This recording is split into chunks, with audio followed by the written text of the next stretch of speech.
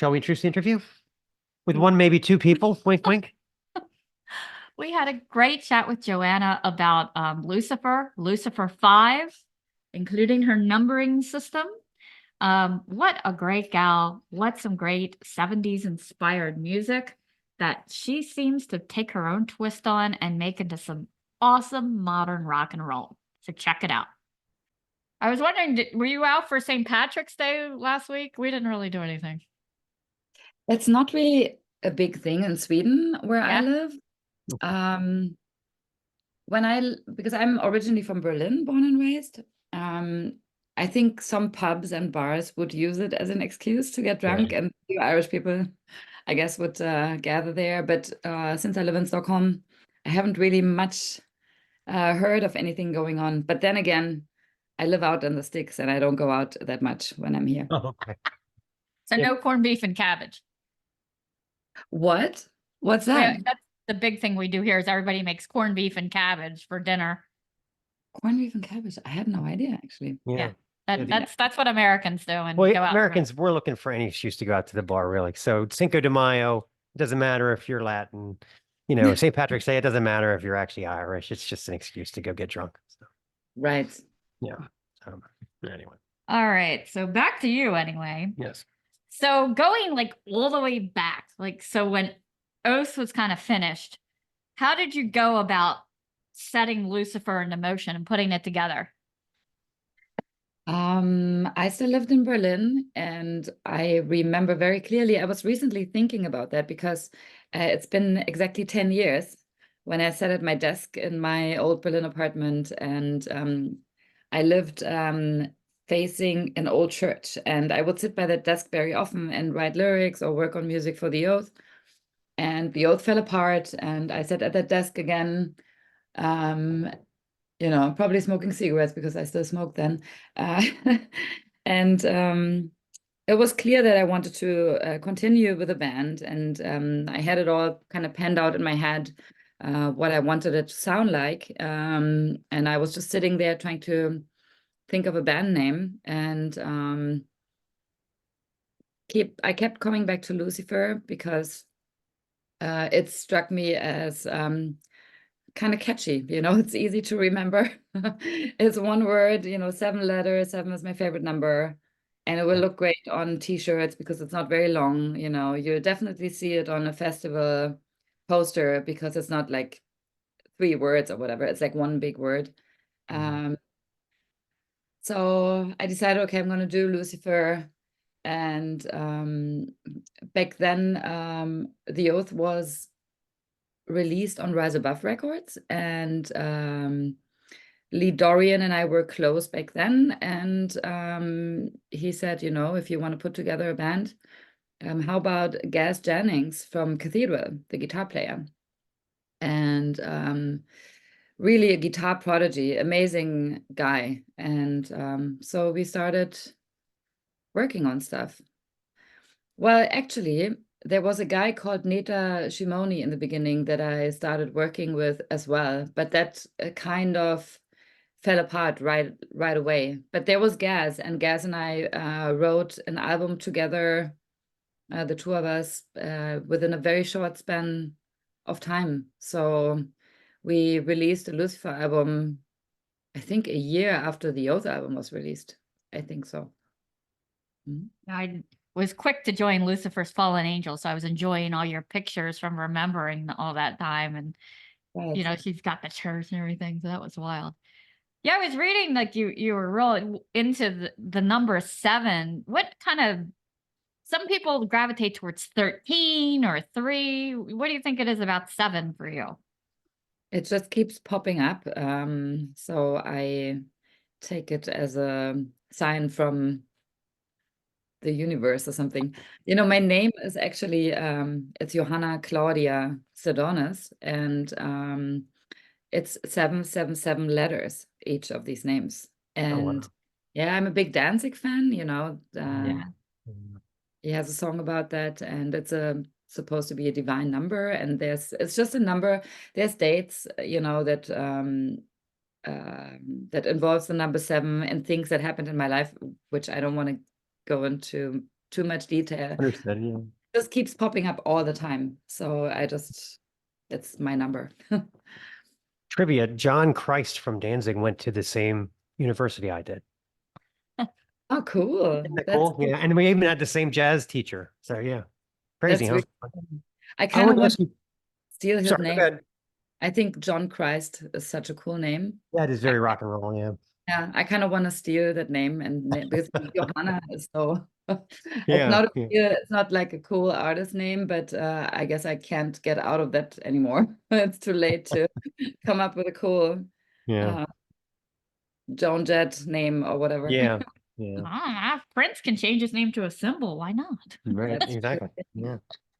So how do you like Sweden compared to Germany? What's some of the, I guess, pluses, minuses, whatever? Minus is that it's very often minus Celsius degrees here. Mm.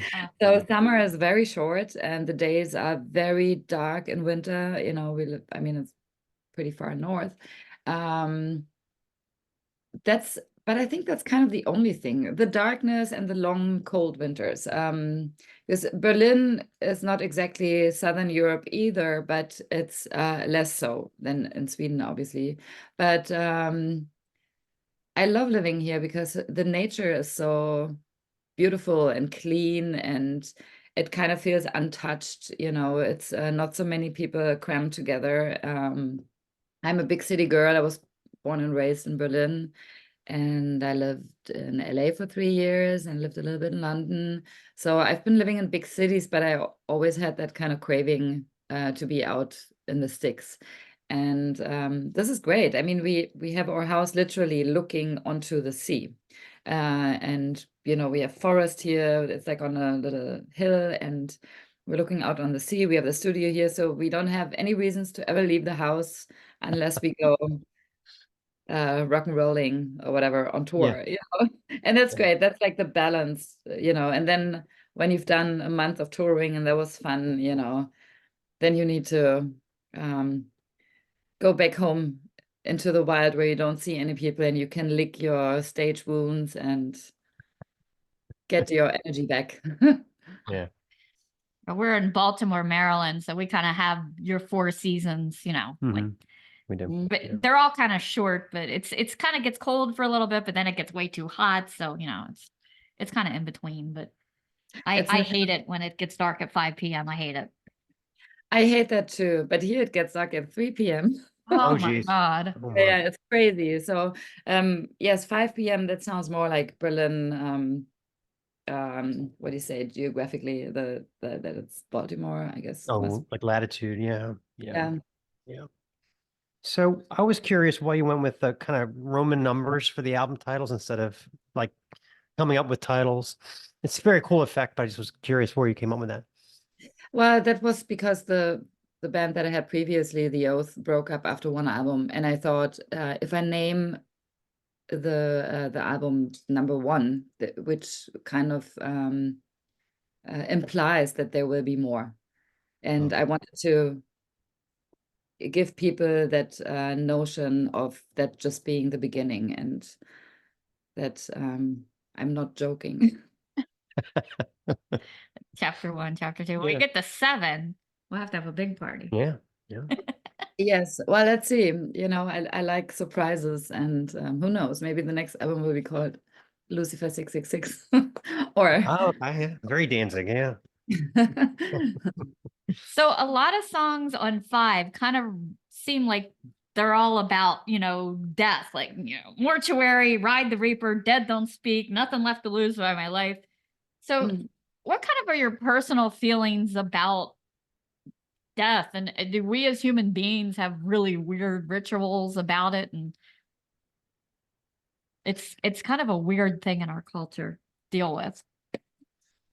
Yeah, I mean, death is a little bit shunned, right? I mean, a lot of people try to avoid thinking about it and seeing it, even though all of us will croak and everybody around us that we love will die. And I think it doesn't make it easier to try to avoid it. I'm a little bit the opposite. I've been kind of, since I realized that I'm going to die, when I was a kid or teenager, I couldn't stop looking away. It was like, really? You know, like the first realization of realizing that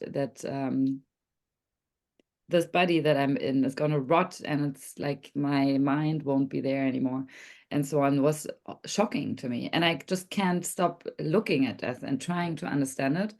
And also, I've lost a lot of people that I love already, and some people die too young, and it's very hard for me to grasp it that they are gone forever. And I'm just trying to come to terms through the lyrics. I just use the lyrics as a tool to kind of maybe almost romanticize death in a way that it makes it more appealable to me. I don't know. I have different feelings about it. You know, I love death and I hate death, and it can be a great comfort to know, you know, when you think about all your um, problems that one can have in life, you know, like just like things that we all work through. But then when you remember, oh shit, I'm gonna die soon, and then all of that small stuff doesn't matter at all in relation to it. So it can be also a comforting Perspective. thought, you know, put things in perspective, exactly. But I'm also very scared of death because I love living, and I think, and you know this, the older you get, the faster time slips through your fingers, and it's like, oh, holy shit, I'm 45. How did this happen? You know, I just went yesterday to my first show and I was just 13, and I kind of feel like the same person inside, and this is way too short. You know, I wish life was 2 times, 3 times as long, because I'm very hungry for the world and I want to Yeah. see more, you know. But yeah, I'm I've trying to been- come in as much as possible. I wanted to ask you that. I love the album cover where you're crucified. That's funny. Is there a story? Like, how did that go? I mean, was it uncomfortable? Was it like, did you get like, how was Rope that photo burn. shoot? You know? Yeah, it was uncomfortable. I had so I designed a cross, and we have a carpenter that built our studio here at home and our kitchen. Okay. And I asked him to. He's a metalhead, and I asked him to make this cross life size for me. And you know, photo shoots usually take longer than you think, and yeah, so I was hanging on the cross for quite a while, and um, but you know, video. Dedication. Yeah. uh, Many laughs were had. And yeah, you know, my hands were tied with rope, like thick rope. I had bought this like proper hemp rope, which isn't so comfortable.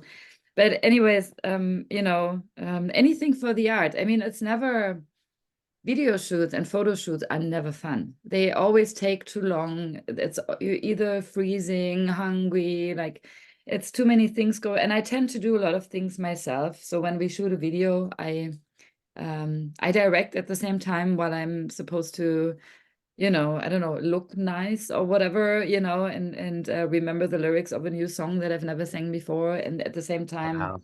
you Yeah. know, like tell the light guy, no, no, no, we have to do it. It's like too many things going on at the same time. So sometimes I wish I could clone myself. So, anyways, coming back, photo shoots and videos are dreaded but a necessary evil. Yeah. Well, if you ever do it again, I have an idea for you. They get real into decorating for Halloween around here.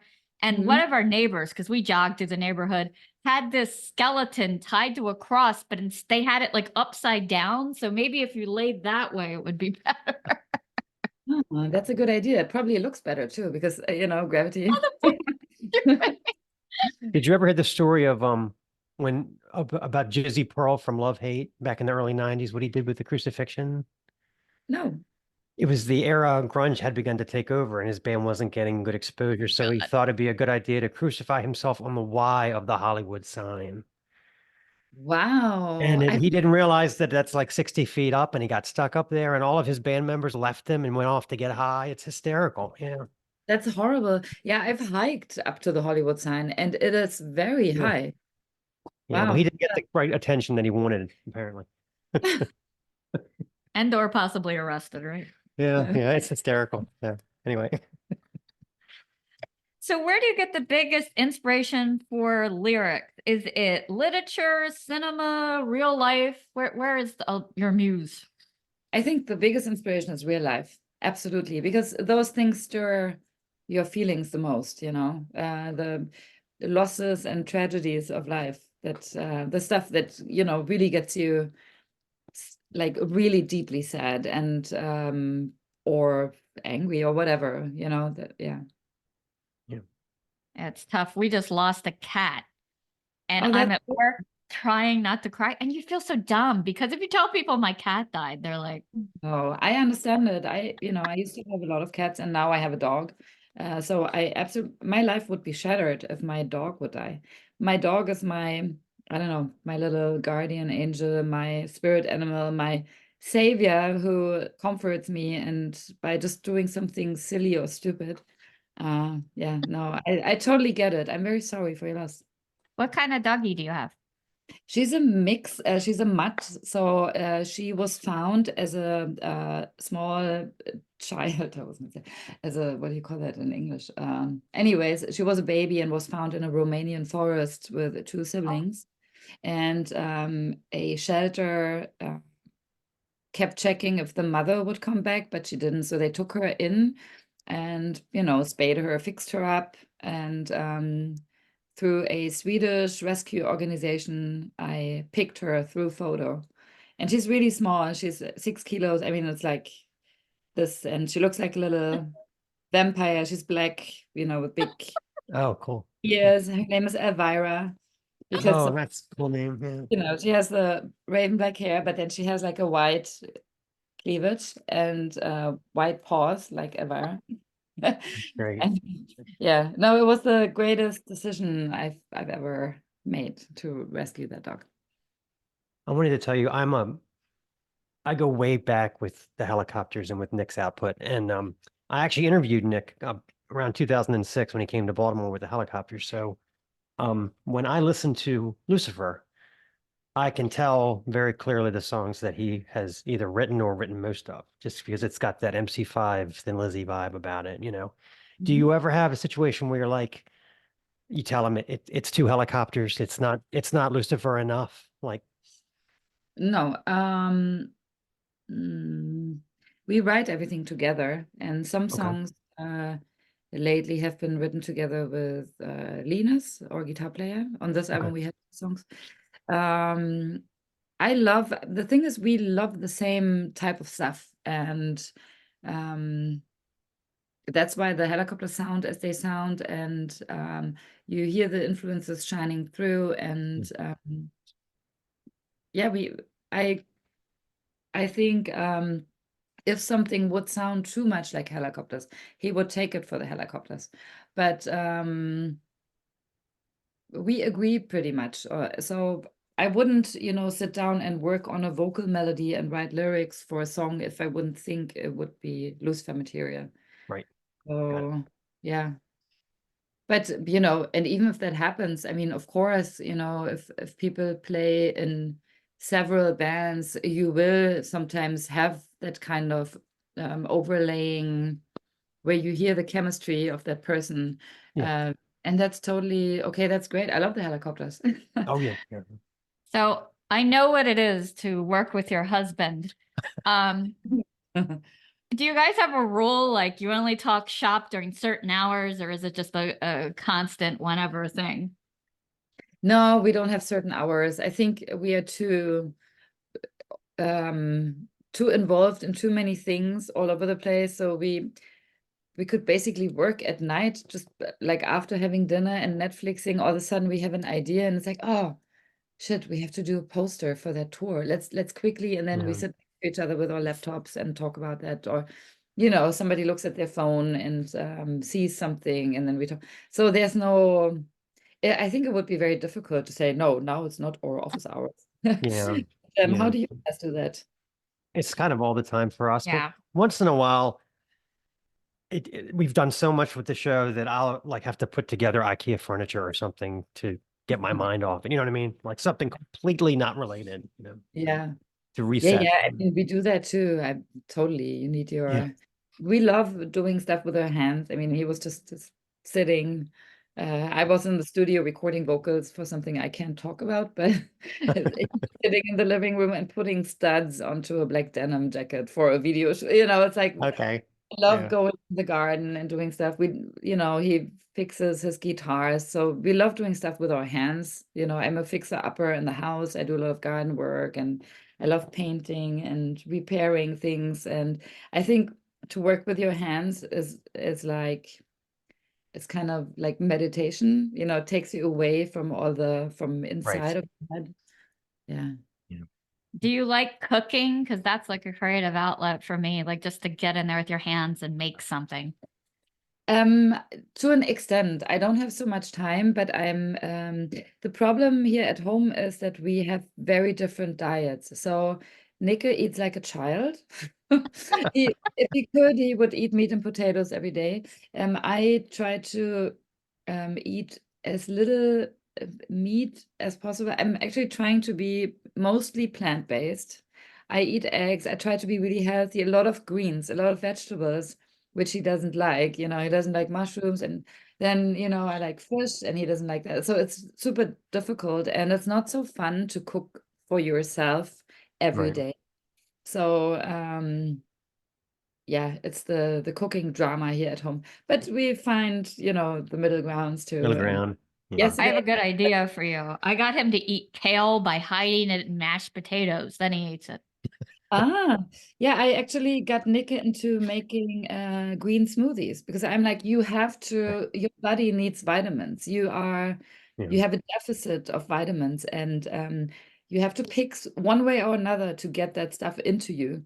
So now he makes, not every day, but he makes smoothies in the morning where you have like banana, kale, a bunch of green stuff in there. Right. Right. And that we both have. And then I'm like, okay, now you're good. Yesterday, actually, we had a little bit of a discussion about this. And he's like, what do you want for dinner? The usual question between two married people. And I'm like, you know what? I was a bit cranky. I don't think we'll find a middle ground here because you want to cook something that I don't want. I don't want to eat pasta or like, I don't like processed stuff so much. Yeah. And it's like, okay. And then he came up with making a potato leek soup, and it was great. So we had that, and Oh, that's great. Yeah. It's 40%. It's okay. So I love the album cover for Five. You kind of almost look like you're vampires about to come out of the coffin. What was the kind of inspiration for that? I think there's a Grand Funk Railroad album cover where they're all in coffins. Well, the idea was actually this old coffin. It's an old transport coffin that's over 100 years old. And I borrowed it from a friend. And the idea was to have all of us. Have you seen the inside of the vinyl? Because it's a gatefold album. Have you seen the photo with the other guys? Yeah. Have you? Okay. Yeah. Yeah. Yeah, that was supposed to be, we were all supposed to be on the front cover next to each other in the coffin. Okay. That was my idea because first I thought, how about, because the last few album covers were, okay, so let me go back to this. I try to always do something very different with the album cover. And the last one was me on a cross. So I said, okay, this time it should be the whole band and should be a cool black and white photo, maybe where you kind of see like half a shadow over the face and you see the faces like in on a 1960s record cover, like Queen or Danzig did that on one album. And somehow Nick and also or A&R at Nuclear Blast were like, they didn't sound so like excited about this idea, but I thought, classic, simple sometimes is so striking that actually works best. But okay, so I rethought, and then I came up with the idea of putting everybody in the coffin next to each other. I wanted the whole band to be there. So then we took the coffin photos, and Mika sat down with Photoshop, and we've been trying to arrange the coffins, and I toyed around with it too. And it was just impossible. You have a square cover with a black background to line it up so it doesn't look too small, and it's a huge ass coffin, and it's 5 people, so Ah. you won't see much, especially when you go onto a streaming platform like Spotify and the album cover is this Yeah. big. Yeah. Then you see nobody anymore, Yeah. you know. And then Nika yelled over from the other room, I think it should just be you on the cover. And I'm like, oh no, they're gonna think it's like the, you know, the ego thing. She's putting herself on the cover, you know, where's the rest of the band? And I'm like, oh fuck. And then I looked at it and it looked actually pretty cool because the idea originally was also that everybody has their eyes closed and I have my eyes open. Ah, And he put this picture in the center. And then I was like, okay, that looks, I mean, even not because it's me, it could have been anyone. But it looks pretty cool when it's this big on a cover. And I'm like, okay, but you have to tell the guys that they're not going to be in the album cover. So then we did the gatefold, you know, with the rest of them. Yeah. Okay. yeah, I like it. It reminds me of one of those old West lineups where they used to line people up in the coffins on display when they were. Yes. Yeah, and coming back to that, you know, back in the day, they had a little bit more of an easygoing, natural relationship towards the deceased ones. Because nowadays, you know, nobody brings home their dad to have them lying around there for weeks for No. everyone Right. to say goodbye. They get, you know, sent off to the crematory, and then, or, you know, in America, they pump them full of chemicals, and do the whole Put a lot of embalming. makeup. Yes, lots of makeup so they look as alive as possible. And yeah, it's like a weird so people are kind of grossed out by corpses because they never see them, even though it's such a huge part of our lives. I remember my grandmother passed. My son was really little and he couldn't get over that we were talking. And he was like, Nana is sleeping. Like we were all being rude for talking. Oh, great. You know, I got to explain Oh, it's this at the to him. funeral, right? Yeah. Yeah. Yeah. So funny. But I think, you know, kids are a lot less mortified by things that grown-ups are mortified or creeped out by. I think if you talk normal to a child without having like this overreaction, and you know, you ask him, do you want to come to the funeral? Okay. And then you say, she's, you know, she's dead. She has passed on. If you treat it as normal as possible, I think that's the best way. Yeah. But yeah, I think corpses are cool. Yeah. There's a great series. I don't know if you ever saw it. It was on HBO years ago called 6 Feet Under. And it's all about this family that Are runs you a. kidding me? I have the box set, and Yeah. Oh, okay. Me too. that's the only series I watched like in its entirety, like several times. I really, really love it. When I was watching it, I got really paranoid that I was going to die. Like I was really careful driving. I was really chewing my food really closely because, you know, the way that people die in the show in the beginning Yes, for you the didn't want to dumbest what show up on reason. people. Yeah. Like, change your tire, be careful, you know, like, Well, that's the thing, you know, when death comes knocking, you right. can't There's nowhere to go. Yeah, you can chew as careful as you like, and then something else happens, you know. exactly. So we had a lot of favorite tracks on this album. At the Mortuary was great. It's so doomy and downturned. How did you kind of get those ghostly vocals layered and kind of creating that eerie opening? Yes, so that's a song that's actually my favorite Lucifer song that we've ever done. And it was not supposed to be on the album. Oh. Nick put some parts together and I sat down with it and I did vocals for everything and made a demo. And then I sent it to everybody in the band and nobody had a reaction. And everybody was kind of like Nick and Linus, our guitar player. They're both like, yeah, I don't know. This doesn't sound like an album song. And I'm like, you gotta be kidding me. This is our best song. This is gonna be a single actually.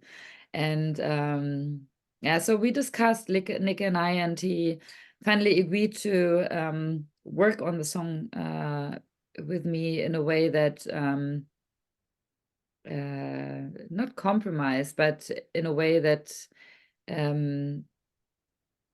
because he kind of said the way the song is structured, it should not be on the album. And I said, okay, we can restructure it, but I think the parts are great.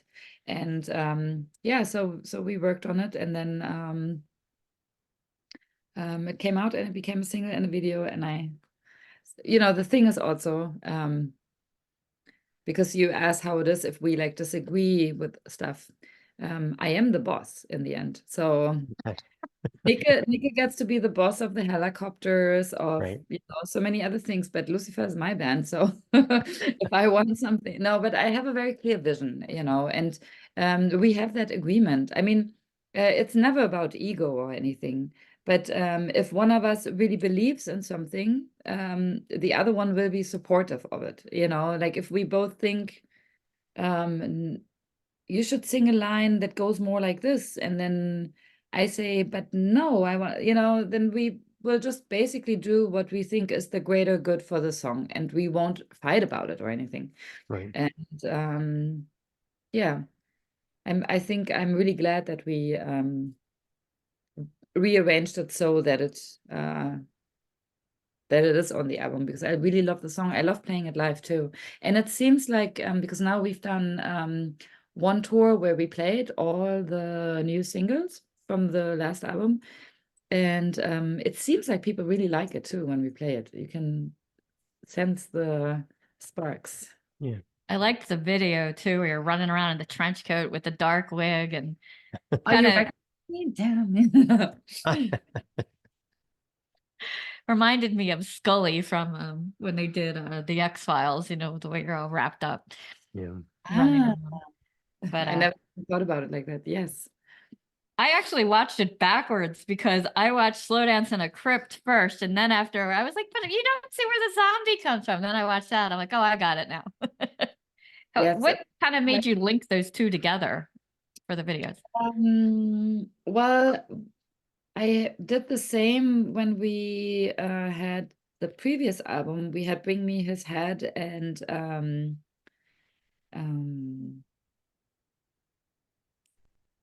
Crucifix.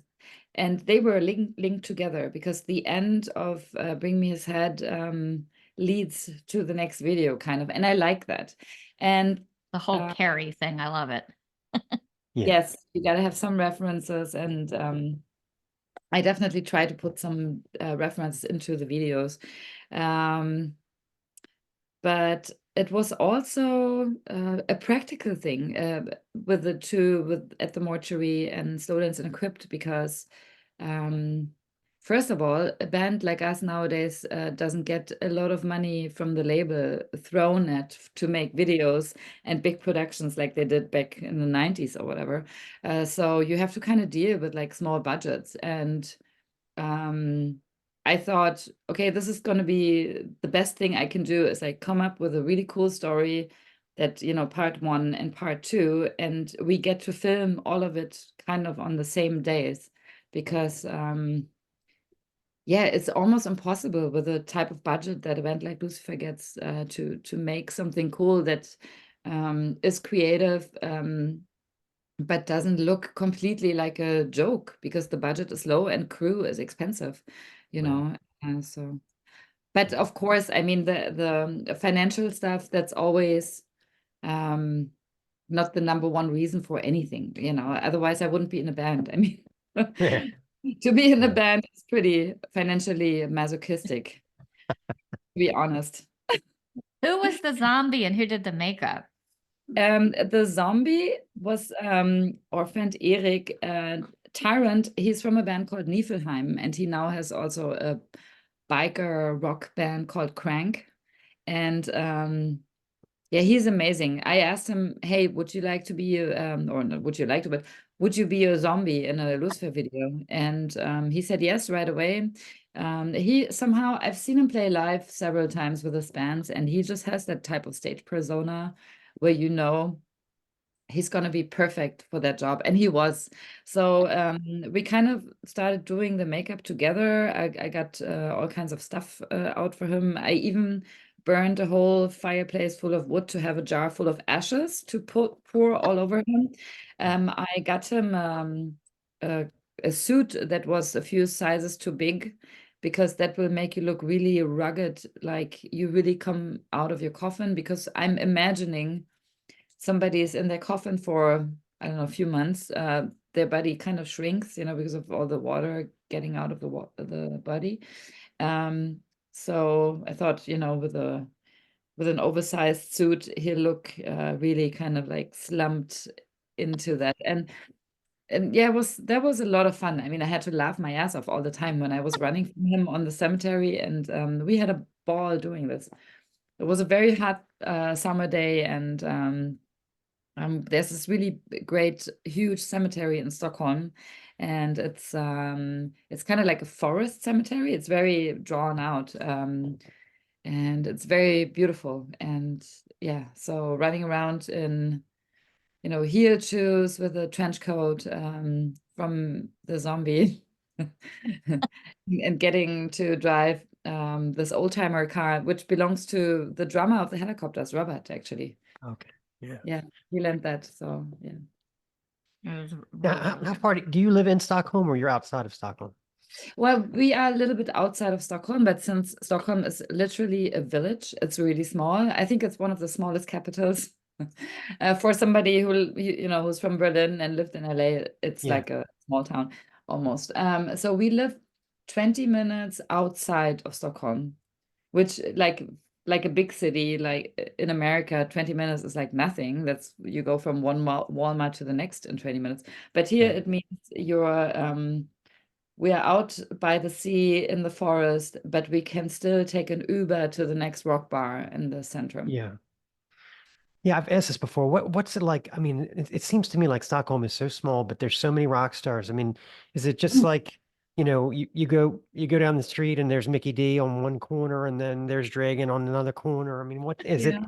You're just pretty Yeah, much bumping into rock icons everywhere you go. Is that the way it is? Or yeah, kind of. It it's kind like of the is. whiskey in LA. Yeah. So, Yeah, yeah. like that. Yeah, yeah. So when you go out and you go to the rock bars, you will meet people, absolutely, and everybody So knows cool. each other too. Yeah. Do this at some point. Yes. Yeah.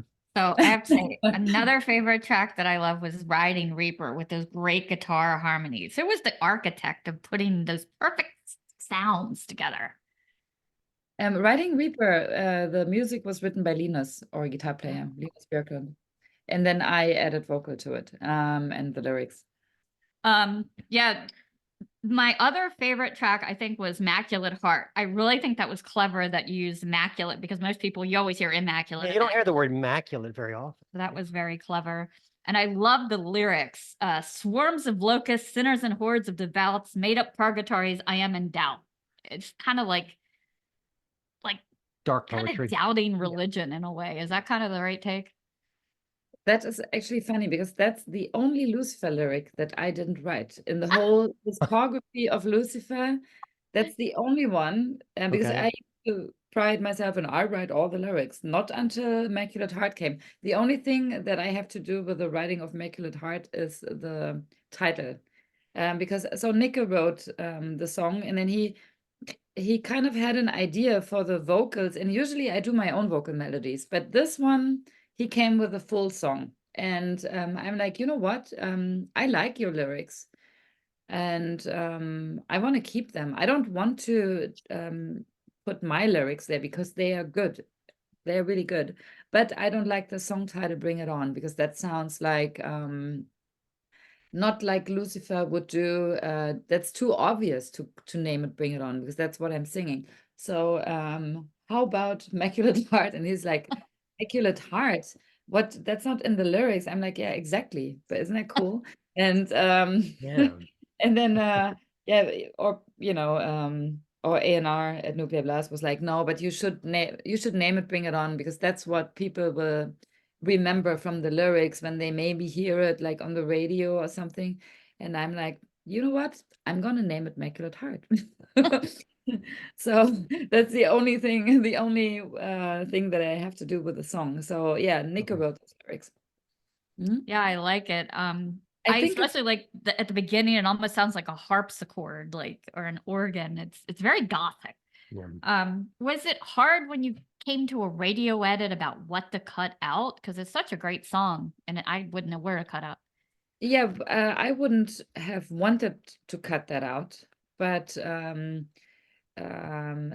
record company got their way. They usually, don't get to decide anything. I mean, they also trust us a lot with our artistic vision or whatever. But you know, like with a song title, for example, I will do what I want to do in the end. And they let us, which is cool. But yes, they wanted an edit, and so we had to just cut off the beginning of the song. And that is because according to the statistics, people have such a short attention span that Yeah. an intro like this will give a wrong first impression of a song. So, okay. I see. Fine. I don't know if I agree with that. Like every time I hear on the radio when they play Sweet Emotion and they cut out that bass in the beginning, I'm like, you Right? know, and you know, Yeah. that's the exact Yeah. same thing. Someone at the record company said, no, you got to cut that bass out in the beginning. And that's just wrong, you know? So, I think it's wrong, and it sucks, but I guess the musicians that say yes to those kind of decisions, they are in great fear of having to return to some sort of normal job. So yeah, that's a very good point. Yes. It's either we cut out 9 seconds or you go back to sweeping floors. How about that? You know, and you're like, that oh, okay. Yeah, nobody 9 seconds. Yeah. We Uh, we also really love The Coffin Has No Silver Lining. I like that that's very clever as well. And then the video with where did you find those like vintage trains? And was that like a 35 oh, yeah, millimeter? that's That real. was That was wild. really cool. Yeah. Yeah. Yeah, we used what kind of camera was that? I don't remember, but yeah, the trains are here in Stockholm actually. Ah. And we know some people who have like a pinball machine collection in a room that they used to do like private parties. And that's where we shot the pinball action in the video. Yeah, but everything is kind of usually somehow around, you know, budget doesn't include flying anywhere. Oh, yeah. Yeah. No, that's That's great. another really, really good song, you know, Yeah. just lots of varying tempos and Thank you. Yeah, I think the inspiration for that was Judas Priest with the opening with kind of, yeah. And the lyrics, yeah, that's a personal story. It's somebody that's very close to me who has a big drug problem. And that's why I named the song A Coffin Has No Silver Lining as a warning to them. Yeah. sometimes your delivery almost seems like a female Aussie type, the way you draw stuff out. It's really, really good. Wow, thank you. Well, I'm a huge Aussie fan. What can I say? Thank you. Hopefully you'll be in the business for 1,000 years like Ozzy, you know? Yeah, I wish. He Yeah. never Well, seems to retire, you know? yeah, and he's taken so much drugs and treated his body so crappy, and he's still there. So yeah, I think money helps that, you know? it probably does. Yeah, I mean, not that I would know, right? Right. But I think he's sort of a study that you can pollute your body as long as you have money and live forever, you know? So. Well, I would like to test that. So somebody send me a bunch of money. Exactly. Let's get some callers. Yeah. So. All right, Fuck so fuck the we green. play a game on the show. It's 5 random questions with Stace. That's me. So I have 100 questions in front of me. I want you to pick 5 numbers that will correspond to 5 questions. So any 5 numbers from 1 to 100. Okay, 1, 7, 13,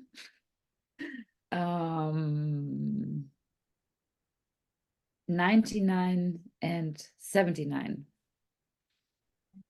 Number 1, what is the worst vacation you ever had?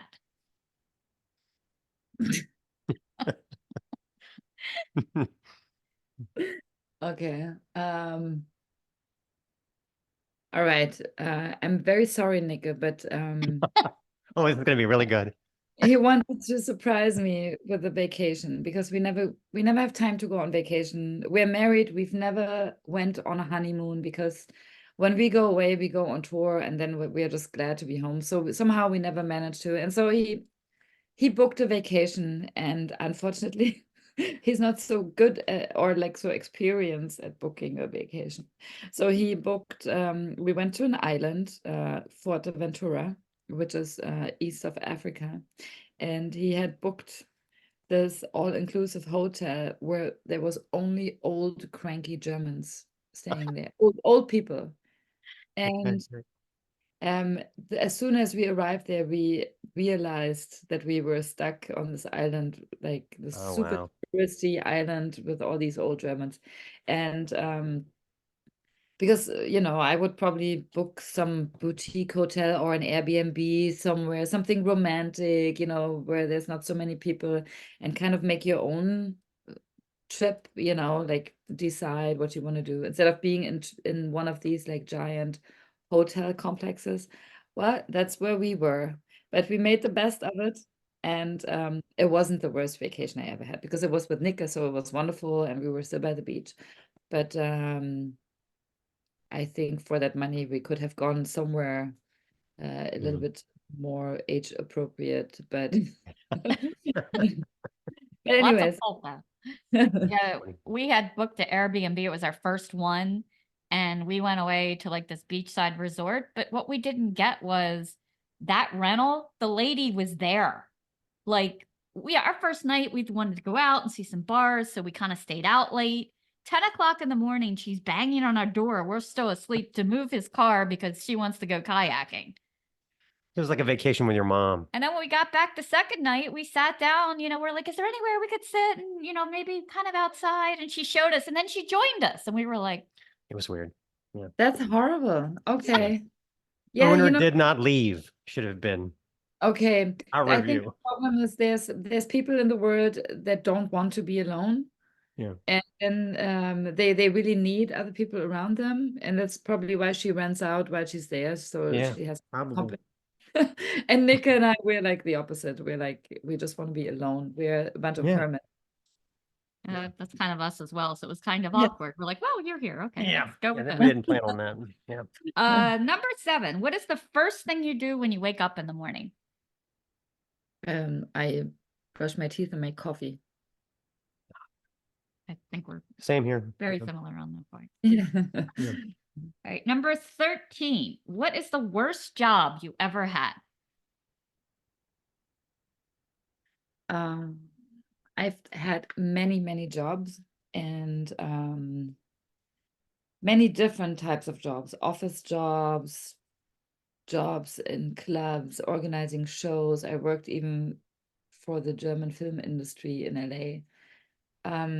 The worst job, yeah, I think might have been working in the German film production office in LA, because people were so fucking neurotic and talked down to me. Don't you? Yeah. Yeah, that was not so nice. But then again, I think my first job really sucked too. I was selling vegetables and fruit. Was this in Germany or was this? Yeah, I was like 14, 15. It was like a summer job. Oh, wow. Selling vegetable and fruit at a fruit stand in a neighborhood where old rich ladies with giant gold rings would come Oh, yeah. and buy their fruits. Yeah. Harass you and squeeze your melons, right? Yeah. That's the worst. Yeah. 49. Are clowns creepy? Wait, 49? I had 79. 79. I can't even read my handwriting. All right, 79. What does the word okay mean to you? Okay can be passive aggressive, I guess. Okay can have many meanings. In an ideal world, in my ideal world, because I'm very German also, people are direct. I like when people are straight and there's no bullshit and you know what you're gonna get. I like that. So if somebody says okay to me, then it better be okay. It's all in the inflection, right? It could be okay or okay Right. or okay. That's going to be we'll make that the banner for the show. If someone says okay to me, it better be okay. Joanne. All right, and I'm sorry. Then you said 99. Yes. How would your parents describe your personality?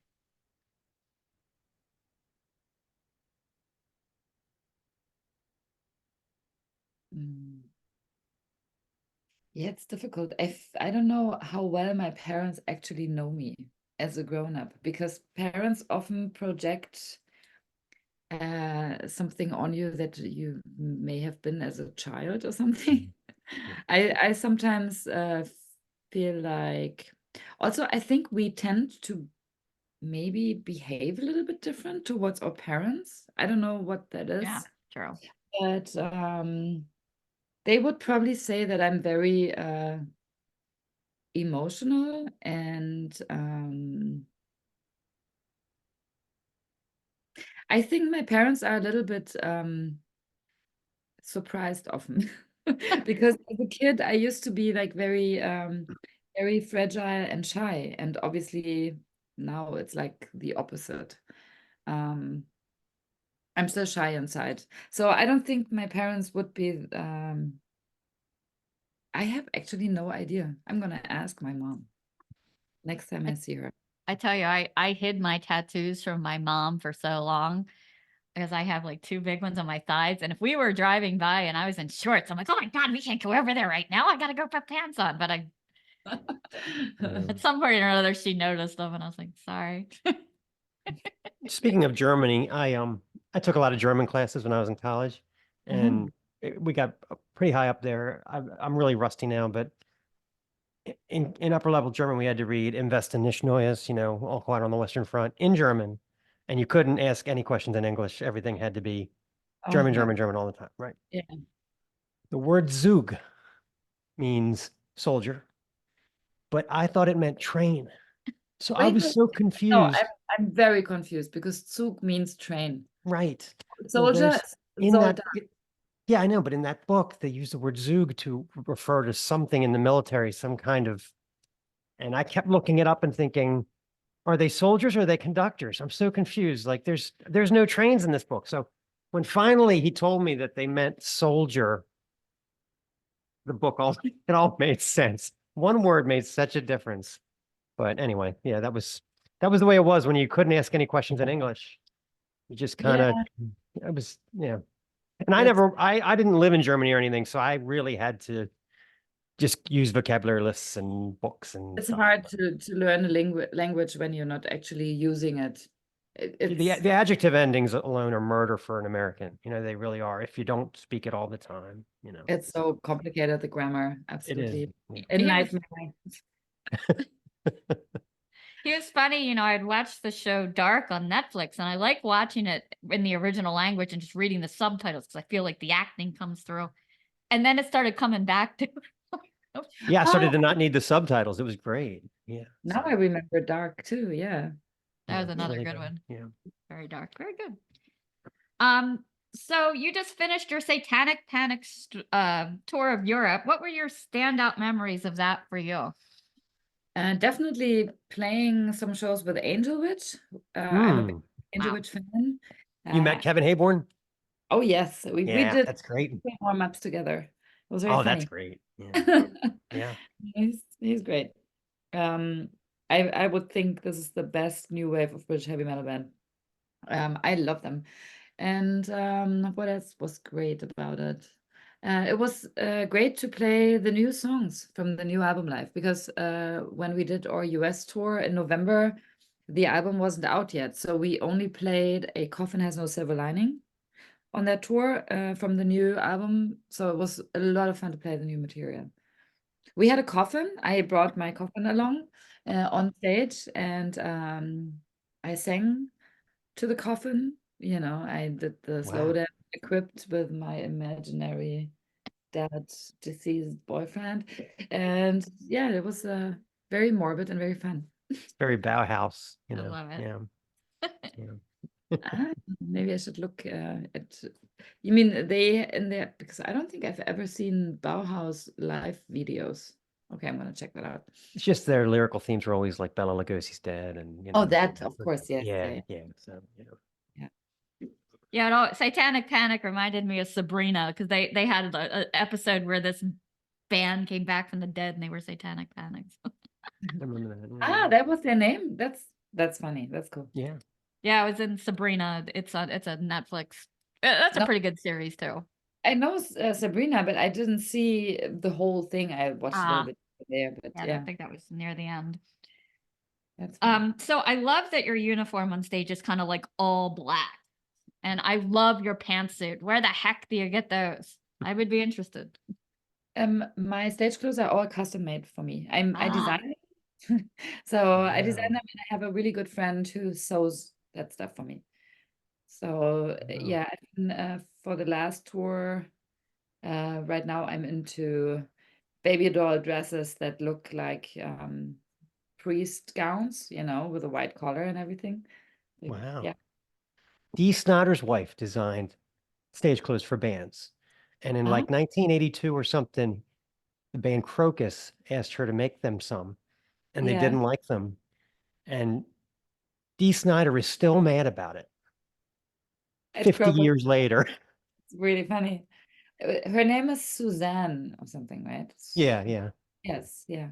Yeah. If he's on a festival with Crocus, he still tries to get him kicked off and stuff. I mean, just never got over it. Isn't that funny?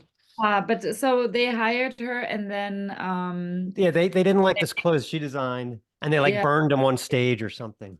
Yeah. Okay, I'm Yeah. gonna ask him about it if I have a meeting. You No. bump into Mark Strachey, yeah. Yeah. so what's coming next on tap for you guys? Maybe coming back over this way or? Yeah, it's very difficult when you're from Europe to tour the US because the visa situation. So we had visas that were valid for 3 years, and now they ended, and we would have to go through the whole procedure, which is very difficult and expensive. And so we can't tour the US so often. We definitely won't be able to come back to the US this year. So we just announced the Satanic Panic tour in Latin America, which we'll do Oh, this wow. year in October. So we go to Argentina, Chile, Colombia, Mexico, and Brazil. And maybe we go to the UK. We will definitely do another European run just because now the tour was 1 month, but you only get to do so many cities and countries. So we have a lot more that we need to cover because we haven't been really touring during the pandemic. So we have, a lot to catch up. We haven't really toured the 2 previous albums before that either because of the pandemic. So yeah, we have to what do you call it? You have to do like a lot of miles, to to Yeah. make up for it. But and we're going back to Japan this year as well, which has been some years. So I'm hoping we come back to the US next year. So this isn't your first foray into Mexico and Latin America. What are the fans there like? They're crazy, absolutely insane. Um, I love them. They're very passionate,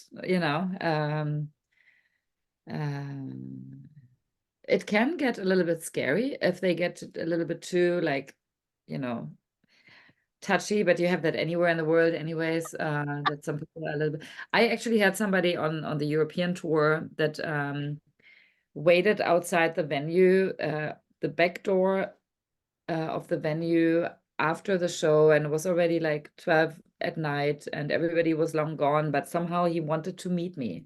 Oh, And no. I was just in the shower after the show, and I just wanted to run from the venue, the back door to our bus to sleep. Right. Right. But this guy was standing by the entrance and refused to go away. And I didn't, I mean, I'm literally in my pajamas. I just came out of the shower. I'm completely exhausted. I'm in my pajamas. This guy is outside, wants to meet me and wants a photo, which I Oh, don't, geez. we do that a lot, but sometimes there's a situation where I don't think it's wrong to say no sometimes, Yeah. No. It's like a situation like that, he could have done that maybe when we got to the venue, Yeah. early Yeah. in the day or something. But somehow he was yeah, the security wouldn't get rid of him. He would Oh, just God. basically, they had to kind of like shield me. So I'm like running. I'm like, sorry, I'm in my pajamas. I just want to go to bed with all my bags. And then he yelled at me, I will never buy any album of you again. Like God. kind of like fuck you, you know, like Yeah. Wow. insulting me. I'm like, I will never go to your show again. Like, what a horrible person I am, kind of. Oh, And that's, I mean, I get it, you know, that people, but they don't understand that one is not like public property, and yeah. everybody can have a moment where they don't want to see anybody. And if you're like a month on the road, you not all the time are ready to meet somebody, especially not when you're by nature kind of a hermit like I am. Yeah. You know, we do sign a lot of stuff for people, and you know, we like meeting the people that come to our shows and to get our albums. It's, I mean, of course we appreciate them, you know, but everyone has a moment. I had this one time on a US tour. It was in 2016, and we were playing in Atlanta, and I had an asshole boyfriend back then who visited me at the show, and flew all the way from Europe to come to the show and make me miserable. And Oh, jeez. after the show, everybody was like having drinks backstage, and I was so heartbroken about his behavior. He was like a total narcissist. Um, I just packed my things and went to the curb and called myself a taxi, and was sitting on the curb with all my stuff crying. And this fan comes up and hey Johanna, can we take a photo? And I Oh my said, I was God. just literally just bawling, right? Oh, And like, geez. I'm really sorry, I don't feel so good right now. Yeah. Are you sure we can take a photo? I'm like, Oh, yes, geez. right now is not such a good moment. But you know that anybody can have like a shit moment in their life. That's why Yeah. when I read like stuff online, sometimes when people are like, oh, I met so and so and he's such an asshole, you know, Yeah. never know what kind of situation you meet somebody in, Yeah. And there's the right? thing about reading the room. You know, if you're bawling, it obviously it's not a good time to maybe go up to you at that Yeah, moment. we're kind of we're kind of almost the opposite. Like we will know a band because we interviewed them like this, and then we'll go to the show, Mhm. and we tend to hold back. We're like, he's busy.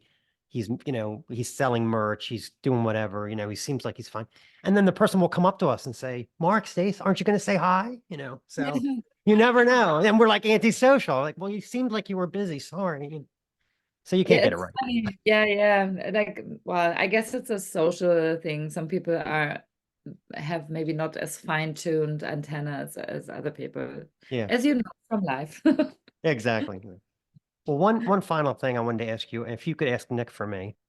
Hello. Hello, they would like to know what your favorite Thin Lizzy album is, and I can't get up. I'm wearing new pants. Hello. How are Hi. you guys? Hey, I interviewed you with the Helicopters back in around 2006, and I asked you what your favorite Thin Lizzy album was, and you said Chinatown. And Yeah. I walked around in a daze because to me that was always like I was like not Thunder and Lightning, not Bad Reputation, not Jailbreak. Wow, is it still Chinatown? I think so because I was kind of late into, I don't know if I said that in 2006, but I I always thought, nah, I don't like Thin Lizzy because I only heard Boys Are Back in Town Okay, and right. one, yeah, one of the two hits. Yeah. And Right, one then of the two hits. Yeah. And then people started saying that we sounded a little bit like Thin Lizzy, and then I thought, okay, I better check it out. But yeah, and then I realized I do like it. But Chinatown was and still is my favorite album because I don't know, it just has some really good songs on it. And Was I it? mean, there's no immediate hits on it, I guess, but Yeah, I don't yeah. know the hits, you know, it's got Genocide on it and. The song Chinatown's good. Yeah. On the Lewis and the Hey You, and yeah, no, I just like it. I think I like the guitar player they had there too. Yeah, Yeah. Snowy White. Yeah, I have a friend that's Irish and he got into Thin Lizzy really late because everyone was telling him how great they were. And he was like, local band, bleh," you know. So Yeah. I guess, yeah, it's almost the same thing. So, So still my favorite. okay. All right, that clears that up. That clears it up. Great. Yep. This is the Snaggletooth Rock and Roll Podcast.